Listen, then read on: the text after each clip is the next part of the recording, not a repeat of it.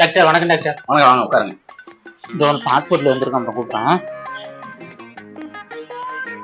என்னப்பா என்ன பண்ணுது? டாக்டர் நெஞ்சு சளி டாக்டர். நெஞ்சு சளியா? ஆமா டாக்டர். இருமல் இல்ல, தும்மல் இல்ல, ஒரு சளி மட்டும் நெஞ்சில நிறையா வருது. ஏன் அவ்வளவு சளியா வச்சிருக்க? போ டாக்டர். நான் ஏன் பயப்படுற? நான் என்ன சொல்ல வந்தேன்னா, கொஞ்சம் கொஞ்சமா காரி காரி துப்பி குறைச்சிக்க வேண்டியதானே? நீங்க அந்த அர்த்தத்துல சொன்னீங்களா டாக்டர்? ஆமா. அவன் கூட ஏன் நெஞ்சில அவ்வளவு சளி வச்சிருக்கா பூனோனா தப்பா புரிஞ்சுட்டு டாக்டர்.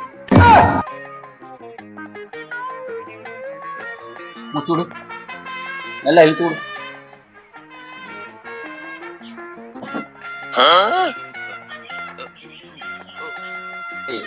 ஒரு வாரத்துக்கு மருந்து மாத்திரை எழுதி தரேன்.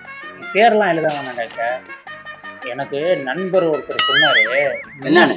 அதாவது நெஞ்சு சளியா இருக்குன்னு அவர்கிட்ட சொல்லிடுங்க, இதுக்கு என்ன ட்ரீட்மெண்ட் எடுக்கலாம் பண்ணலாம்.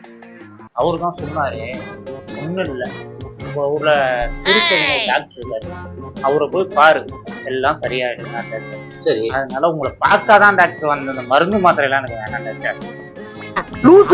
ஒரு 10 நிமிஷம் கூட கொடுப்பாங்க.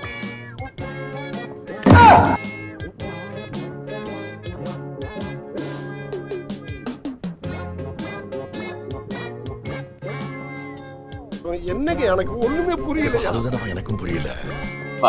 பாத்துட்டியா என்னைய? போதும், போயிட்டு வா, போயிட்டு வா. ரொம்ப நன்றி டாக்டர். சரியாயிடும்ல டாக்டர்?